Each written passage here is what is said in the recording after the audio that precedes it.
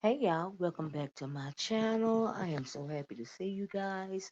Before we get started on this latest tea/info concerning the rap mogul Sean Puffy Combs, aka Diddy, Child, aka Dr. Love, aka Puff Daddy, and aka I'm not even gonna say that. But anyway, before we get started, I would like for you guys, if you could, if you don't mind, to please like, share, and subscribe to my channel if you haven't already. And if you subscribe to my channel, thank you so much. Please hit that all button after the hit the bell and hit the all button. I would greatly appreciate it. So anyway, child, I'm sure you guys have all figured out by now or found out by now that there has been a fourth victim that has filed a lawsuit against Diddy. What's a little different about this victim is that at the time of her assault, she was 17 years old. And also, the same lawyer that Cassie used to get her speedy settlement is the same lawyer. His name is uh, Wigdor. He's the same guy that was Cassie's lawyer, and he is the same guy for this Jane Doe, this fourth lawsuit that has been filed. Just like Cassie's documentation, her court records, there's a trigger warning on this filing, on this preliminary statement, because things are really they get kind of graphic, you know.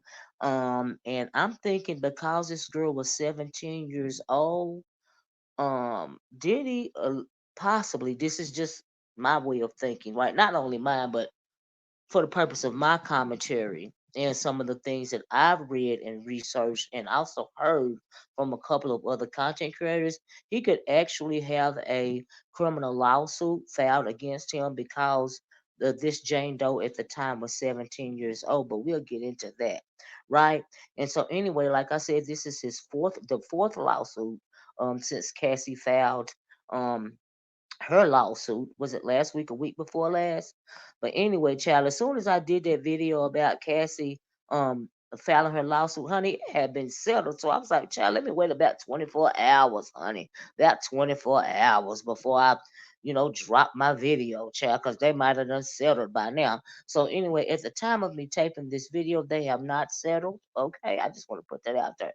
Anyway, so I read through a couple of the statements that were put on the deposition papers as per what happened to the 17-year-old, the Jane Doe.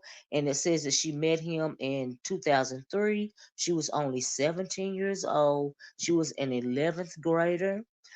She actually met Harvey Pierre, Diddy's then CEO of Bad Boy Records. She met him in a bar or club in Detroit, Michigan. He started talking to her at the bar or club. He convinced her that, well, he was telling her that, he was working with, Puff Daddy at the time. He even called Puff Daddy on the phone, to convince her. It's what you're reading right here on the thing. He called Puff Daddy on the phone so that, she could speak to Puff Daddy so that she would know that Harvey Pierre was not lying about being his right hand man or whatever. But this paper right here says she says that she was just a teenager. Miss Doe met Mr. Pierre in a third assailant in a lounge in Detroit, Michigan, in the Detroit, Michigan area. While at the lounge, Mr. Pierre insisted that he was best friends, quote unquote, best friends with Mr. Combs, and even called Mr. Combs with Miss Doe. Mr. Combs, Puff Daddy, convinced Miss Doe, who was half his age at the time because she was only 17 years old. He was like 37 or something like that, right? 37, 38, right? To accompany Mr. Pierre and the third assailant on a private jet to come to his studio in New York City. I was like, what? So no consent from the family, just hop on a plane and go, but you 17 years old. And then I'm thinking, did he know? Did they know that she was 17 years old at the time? Because you're not getting any permission from the parents or anything. You just wanted to hop on the plane. But anyway, it says that before they left the private jet, Mr. Pierre smoked crack, cocaine, child crack. Smoked. Who was smoking crack cocaine and smoked crack cocaine in a bathroom at a lounge in which he also um ex actually assaulted Miss Doe by forcing her to give him oral, right? And so this had happened before they even got on the plane, before she went to Diddy. And I'm thinking, what? No wonder he looked like he was high and sweating, eyes all yellow all the time on the, and I'm like, oh, child, no, he didn't. So anyway, the documents go on to state that after that happened, I'm not going to read all this to you guys. You guys know the story by now. But anyway, after all of that happened, they go to the airport. They get on a plane. This is another one. They get on the plane and they fly to New York. They go to the Daddy recording studio, the studio owned by Diddy. And after they get to the studio, she met with Puff Daddy. This is a picture of her, and you can tell that this is a original picture by the grayness. The picture is a old, picture or whatever. And she kept these pictures anyway. She met with him. They talked for a while, and then at one point in time, um, Diddy and her and some other people went in a bathroom, um, and they graped her. They gang raped her. Um, while in the process, while Mr. I found it ain't funny, but it's really pathetic that clearly they were all high. And at one point in time, the woman, the then 17-year-old, in the process of the graping, he told her he can't, get off or whatever, and he made her quote, squeeze his nipples, as hard as she could, so that he could, finish or whatever, right? So I was like, okay, you're a whole weirdo. Now, mind you, this was before even before he started fooling with Cassie, right? So that happened. She said that she had been drugged. She said that she was coming in and out of consciousness. She said after they were done gang raping her, Mr. Pierre went back and made her give him oral again. And so a little bit after that, she said the only thing she remembers after that is her being in a car outside of her home. And there allegedly, all of this is allegedly, but allegedly there was a police report filed back then. I don't know if it's true or not. It's just, I'm gonna say allegedly. I heard it from another content creator that was doing the story on this. So allegedly, a police report was filed at the time. And Diddy, um in response to this lawsuit right here, I will say that um, he feels like he's been done wrong. And so he put this on his Instagram. Just let me say that. He says, enough is enough. For the last couple of weeks, I have sat silently and watched people try to assassinate my character. I'm thinking, homeboy, you're doing it all by yourself. You've been doing it for decades. Anyway, destroy my reputation and my legacy. Says sickening allegations have been made against me by individuals looking for a quick payday. And I'm thinking, but you settled within 24 hours when it came to the Cassie situation. But okay, but he didn't say. He said, "Let me be absolutely clear. I did not do any of the awful things being alleged. But once again, you settled within 24 hours when it came to Cassie's lawsuit. But okay." He says, I will fight for my name, my family, and for the truth. Sean Diddy Combs, right? So really, y'all, I don't even think that he remembers this situation right here. I mean, it had become commonplace clearly for him and Mr. Pierre and some of his other associates. This had been coming this had become commonplace because this man is wealthy, he is arrogant, he is egotistical, he's got the music industry behind him, and what he did, I mean, he's just another R. Kelly. And they finna Bill Cosby him, they finna Harvey Weinstein him, because like I said, the same lawyer that took down Weinstein is coming for his throat, right? And so I think that the attorney, Mr. Wigdor, all of this has been orchestrated, right? First, Cassie came out with her lawsuit, right? It was settled within 24 hours. She got the story out there. It is said that Cassie had to sign an NDA, right? Now, Cassie had to sign an NDA, right? And so now, like, there's been two, and now this fourth one right here. I think that this is the one that's going to. I think that this is the one that is going to take Diddy down, in my opinion. And the reason why I say that is because, and the reason why I think Mr. Wigdor ain't playing no games with Diddy, because if he can take down Weinstein, which is a much more powerful guy than Diddy is, okay, what do you think they're gonna do to him? They're gonna Bill Cosby his butt, right?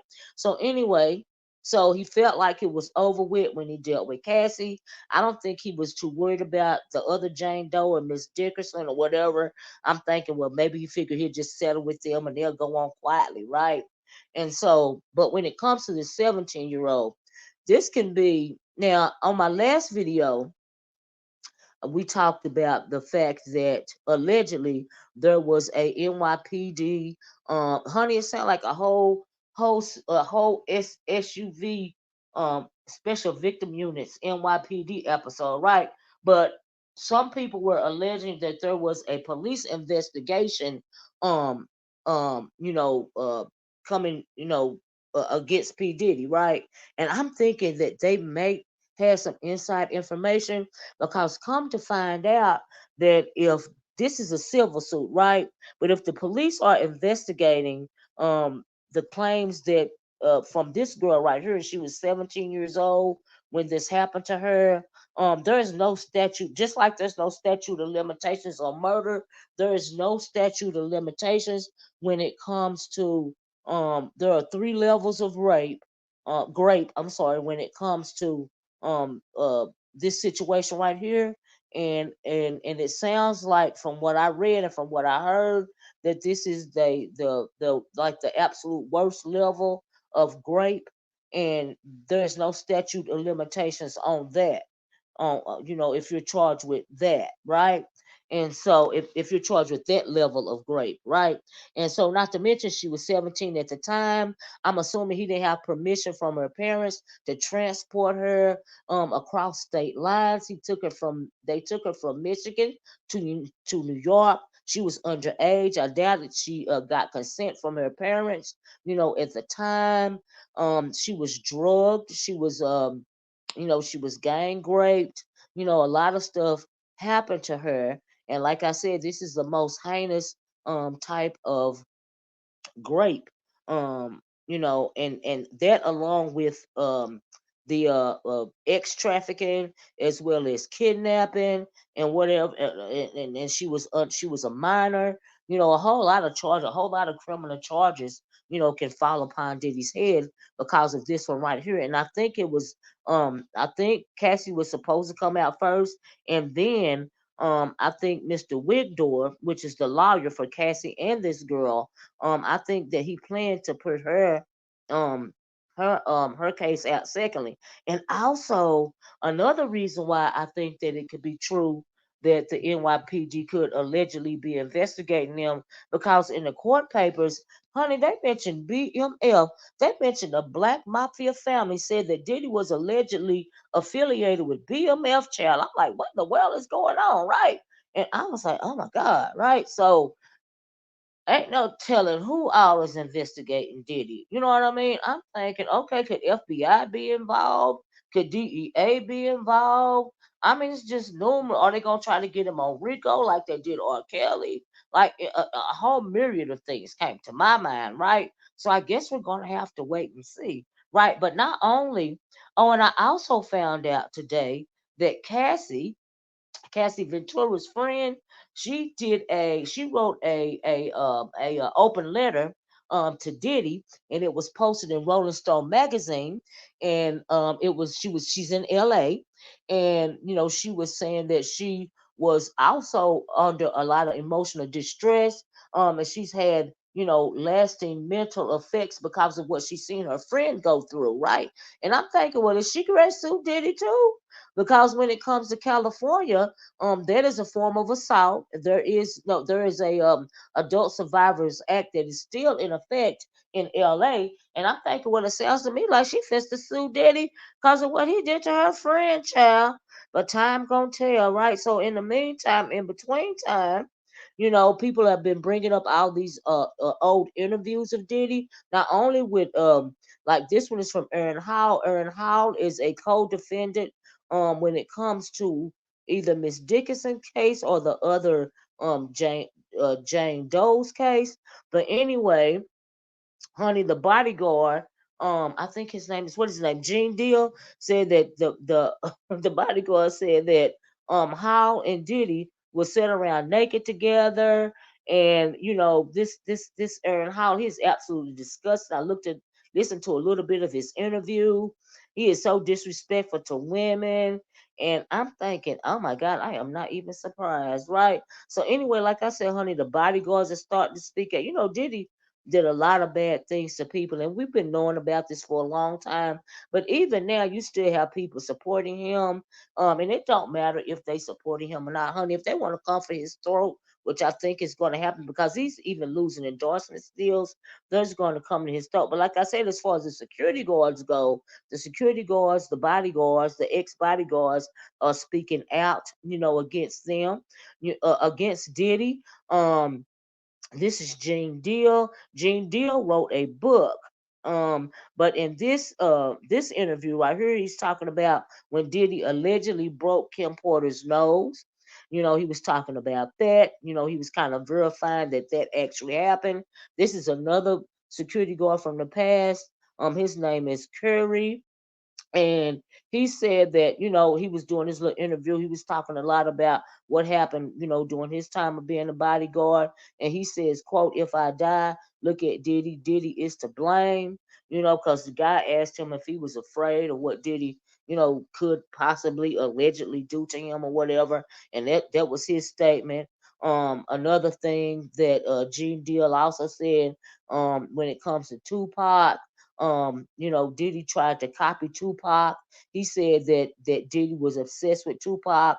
He said that Diddy liked to sleep with the women after Tupac had slept with these women and girlfriends or whatever. Allegedly, Diddy used to follow behind him and want to sleep with the ladies as well, right? But I tell you one thing, um, whatever happened to Mr. Farnsworth Bentley, right? Cause I bet Farnsworth. Do y'all? Okay, so Farnsworth Bentley, you guys may remember if you're people like my age or a little young, you might as well Farnsworth Bentley was brought in after the shooting with Shine was there, the rapper Shine was there with him, J Lo was with him um at a club. And so after that, Farnsworth Bentley was hired to kind of clean up Diddy's image, right? And so he was Diddy's right hand man. Some people are alleging that him and Farnsworth Bentley may have been romantically involved.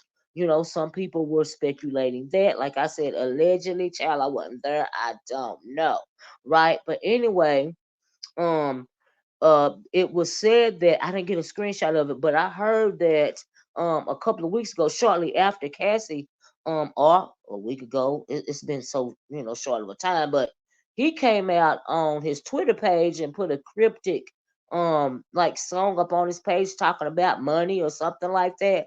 And so I'm thinking, well, is he telling Diddy like if he don't give him some money, he gonna talk? I don't know. But as far as Farnsworth Bentley goes, he now has a wife and kids, and they live in Atlanta. So I don't know what that's about. But like I said, the security guards are coming out, doing a lot of talking. They've confirmed a lot of the stuff.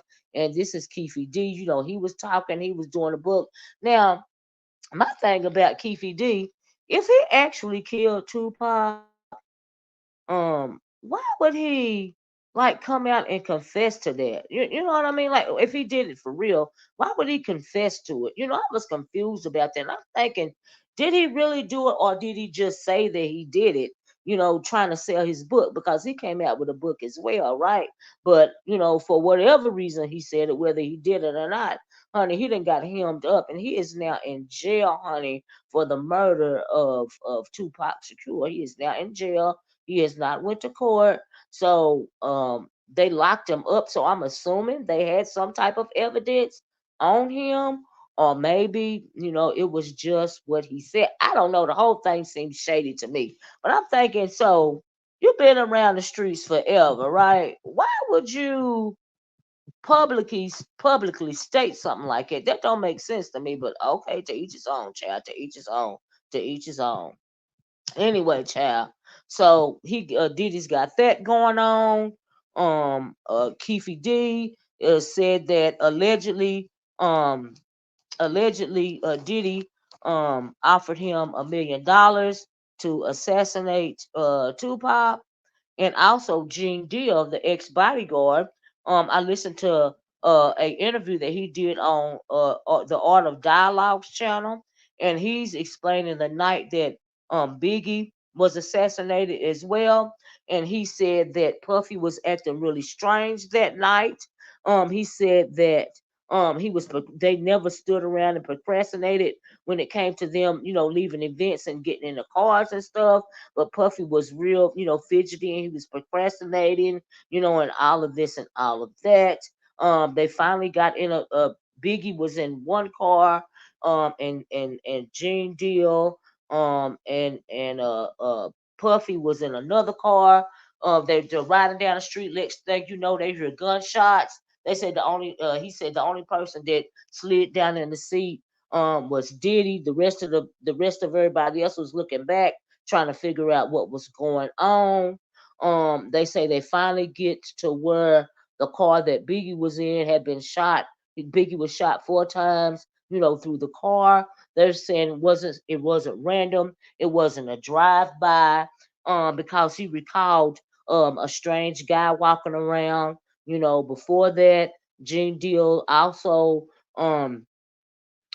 feels that not only Gene Deal, but a couple of the artists feel that Puffy went on to profit even more after Notorious B.I.G. was dead. And so he even put out his second album. Notorious B.I.G. was only 24 years old when he was shot. He had his first album went platinum, and the second album, Life After Death, it was released after. Um, he had already been assassinated. Um, and so people are speculating that Diddy also has something to do. Even his ex bodyguards are speculating that Diddy allegedly may have had something to do with not only Tupac's assassination, but Notorious B.I.G.'s assassination as well. Back in the day, they tried to put it on the East Coast West Coast rivalry. I saw an interview today where Suge Knight spoke out about it. Suge Knight has been speaking out about a whole lot of things. 50 Cent has been speaking out about a whole lot of things. Puffy really did a lot of people dirty. I also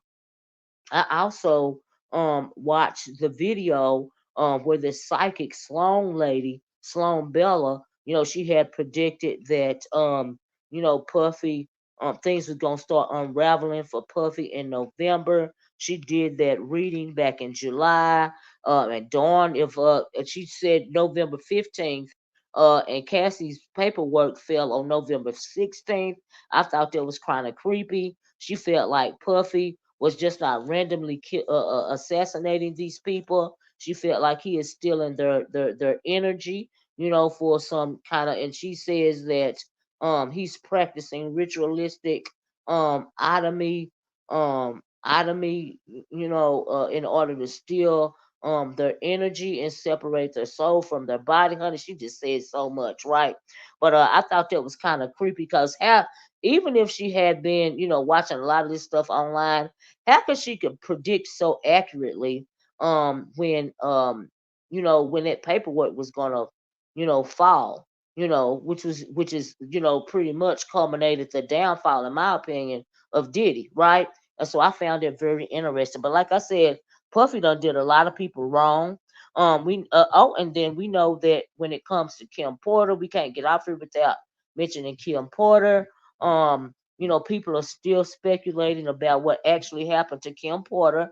And the psychic lady says she feels that Kim Porter allegedly may have been poisoned.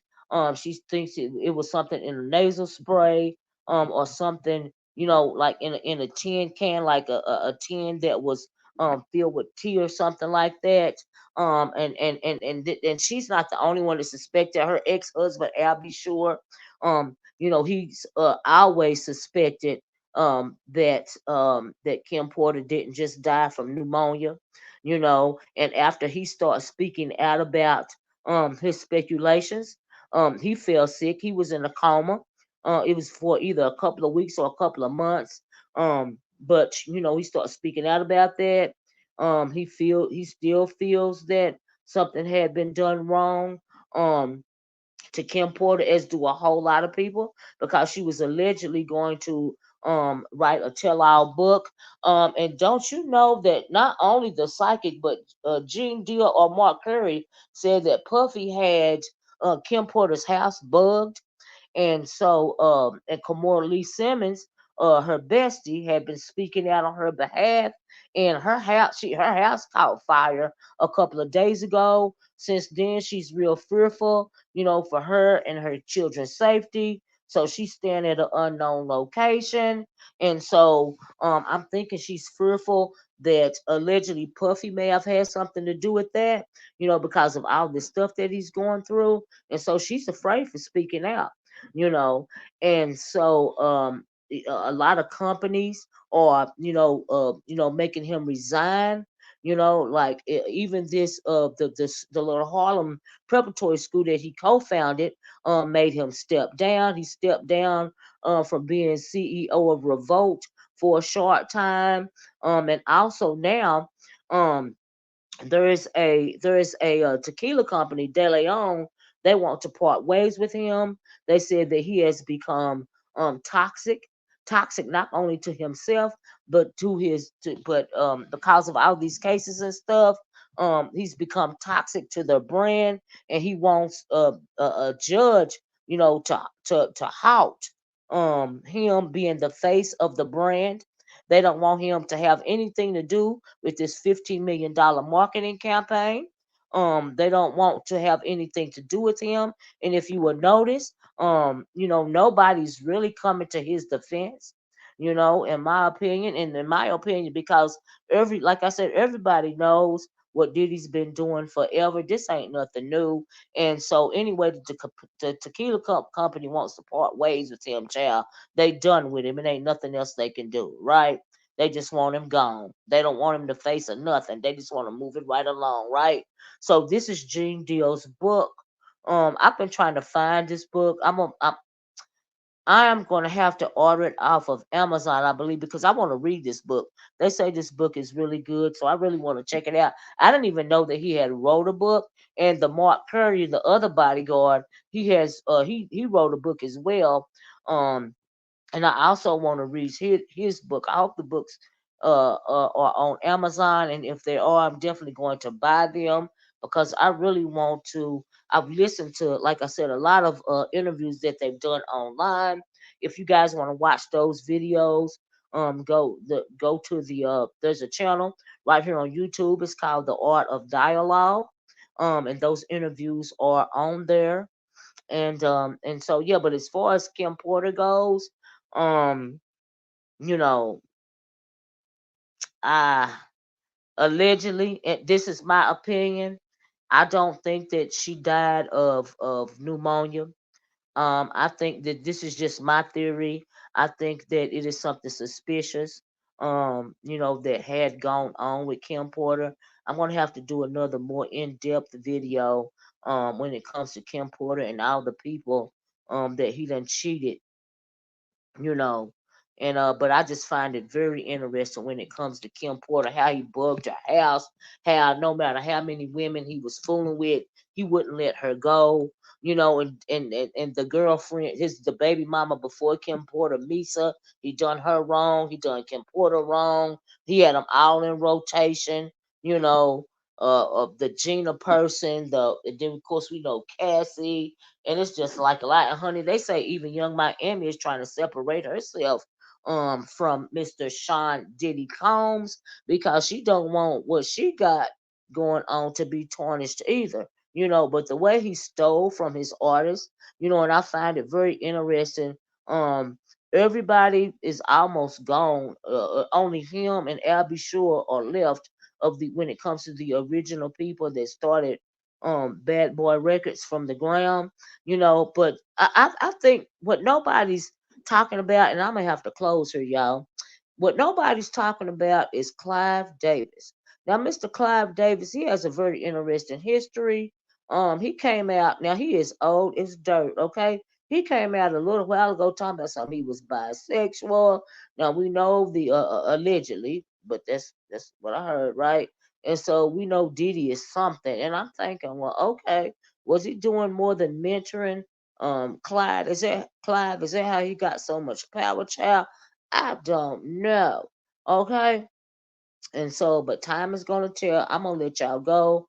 Like I said, I'm gonna do another video about Kim Porter, because I was very intrigued by what that psychic had to say because like she was really spot on, right? She had a lot to say. And so I want to come back and break that down. But anyway, that's all I got for now. You guys, please like, share, and subscribe this video. Thanks for watching me. You guys enjoy the rest of your morning, noon, or night. Um, please share the video. And thank you guys so much for watching. Y'all take care out there. Watch your back, your side, and your front, honey, because these energy vampires are everywhere. Anyway, that's all I got. I'm gonna talk to you guys later. Bye bye. Peace.